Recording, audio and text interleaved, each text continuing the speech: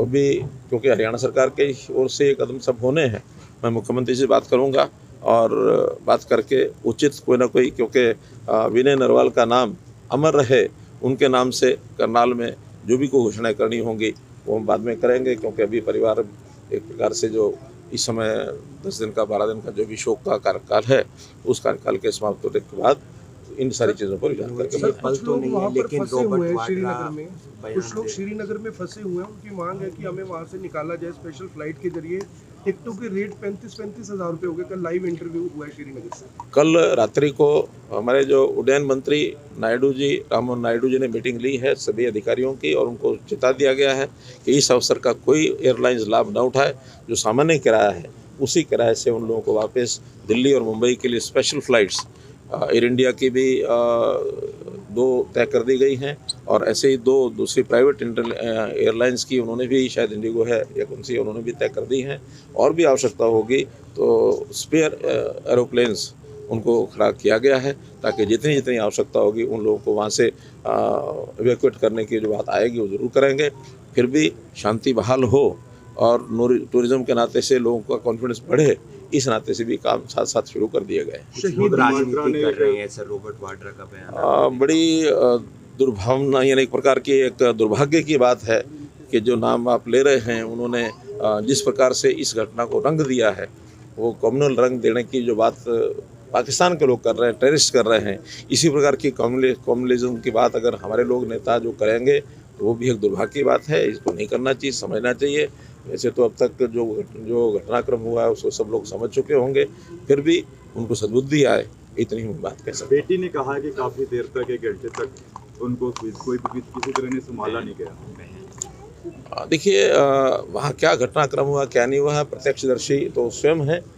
फिर भी उन्होंने जो बात कही है इसका नोटिस सरकार भी लेगी, आर्मी के लोग भी लेंगे, बाकी भी लेंगे, और कोई सावधानी कोई ज़्यादा बरतने की आवश्यकता होगी तो जरूर बरती जाएगी। शहीदी का दर्जा मिल सकता है विनय नरवाल को, कुछ ऐसा कोशिश करेंगे? कुछ केंद्र सरकार की पॉलिसी नीति होती है, क्योंकि प्रत्यक्ष जब युद्ध होता है तब तो मिलता ही है, लेकिन ये चूँकि प्रत्यक्ष युद्ध नहीं है, आतंकवादियों का एक बर्बरतापूर्ण एक अटैक है, तो इसमें जो भी कोई भारत सरकार की नीति होगी उसके हिसाब से कम किया जाएगा। आपको नहीं लगता सर इस वक्त कुछ बड़ा करने की जरूरत है? ये भावना आम पब्लिक की है, शायद आपके मन में भी ऐसे विचार आते हैं। देखिए, चूँकि ये बहुत एक डिप्लोमेटिक बातें होती हैं, केंद्र सरकार की ओर से बड़ा ध्यान रखा हुआ है। प्रधानमंत्री जी ने अपने 2 दिन के सारे कार्यक्रम देश भर के जहाँ थे सब रद्द कर दिए हैं, और आज अभी ऑल पार्टी मीट भी हो रही है।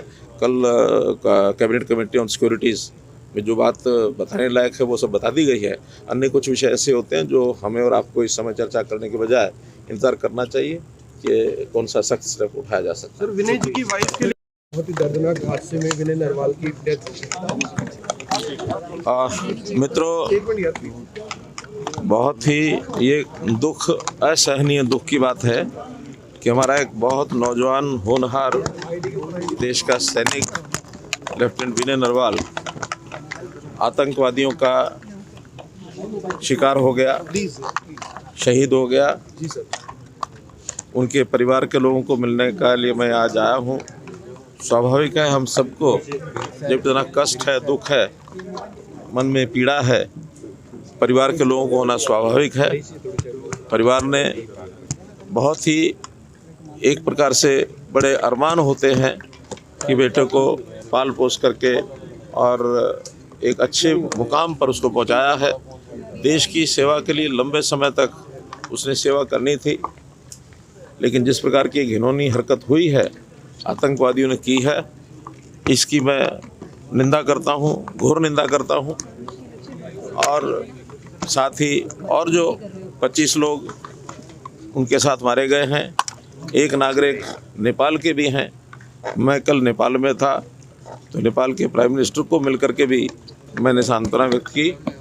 नेपाल के प्राइम मिनिस्टर और भारत के प्रधानमंत्री मोदी जी की बातचीत भी हुई है, और वो भी चिंता में थे कि इस प्रकार के जो टूरिस्ट हैं उनको सुरक्षित अगर नहीं कर पाएंगे तो काफ़ी कठिनाई आएगी, क्योंकि टूरिज़्म चाहे भारत हो, नेपाल हो, भारत का हिस्सा कश्मीर हो अथवा अन्य प्रदेशों में टूरिस्टों का आना जाना लगातार रहता है।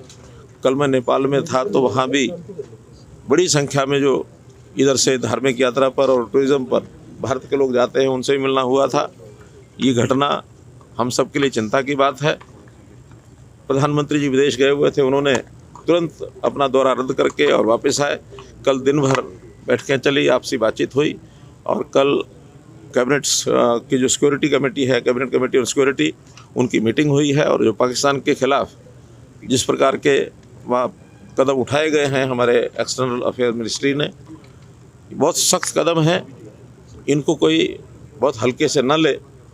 पाकिस्तान के हाई कमीशन को यहाँ से खाली करने के लिए कह दिया गया है। हमारे जो उच्चायोग पाकिस्तान में था उनको वापस बुला लिया गया है। अटारी बॉर्डर उसको बंद कर दिया गया है। किसी भी पाकिस्तानी नागरिक को कोई वीज़ा नहीं दिया जाएगा। जो पहले से वीज़ा पर यहाँ आए हुए हैं उनको भी 1 मई से पहले यहाँ से जाने के लिए कह दिया गया है। और सबसे बड़ा जो एक विषय है जो वर्षों से जिसका लाभ पाकिस्तान उठाता था, वो सिंधु जल समझौता, उसको अब एबियंस में रख दिया गया है। और अब कम से कम पाकिस्तान इसको हल्के में न ले।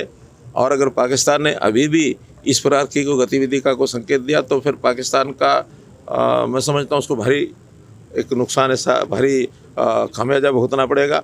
आज दुनिया के देश इस मामले में आतंकवाद के खिलाफ हमारे साथ खड़े हैं और किसी प्रकार की कार्रवाई आतंकवाद को दबाने के लिए, इन घटनाओं का बदला लेने के लिए भारतवर्ष को जो करना होगा ज़रूर करेंगे। प्रधानमंत्री जी, हमारे रक्षा मंत्री, हमारे विदेश मंत्री सब इस पर बहुत बारीकी से नज़र रखे हुए हैं। और आज all party meeting Rajnath Singh ji की अध्यक्षता में वो भी हो रही है। सभी पार्टीज़ को लोगों ने इस घटना को कंडेम किया है और मैं समझता हूँ देश एक है, मजबूत है। सारे देश में इसका जो रोष है वो प्रकट हो रहा है। एक विषय और जो नई बात ध्यान में आई है कि अभी तक आतंकवाद के खिलाफ कश्मीर के लोग नहीं दिखाई देते थे, लेकिन पहली बार ये भी है कि कश्मीर के लोग आतंकवाद के खिलाफ आज बोले हैं। यानी कल उनके बाज़ार भी बंद थे। आगे से आतंकवाद को कश्मीर के लोग भी सहन नहीं करेंगे। कश्मीर पुनः शांति के रास्ते पर, जैसे काफ़ी समय से 370 धारा हटने के बाद आया है, उस रास्ते पर ही बढ़ेगा। और ऐसी गतिविधियों को हम हर कीमत पर रोकने का प्रयत्न करेंगे। आप भी कुछ ऐलान कर रहे थे, सड़क की बात कर रहे थे, कुछ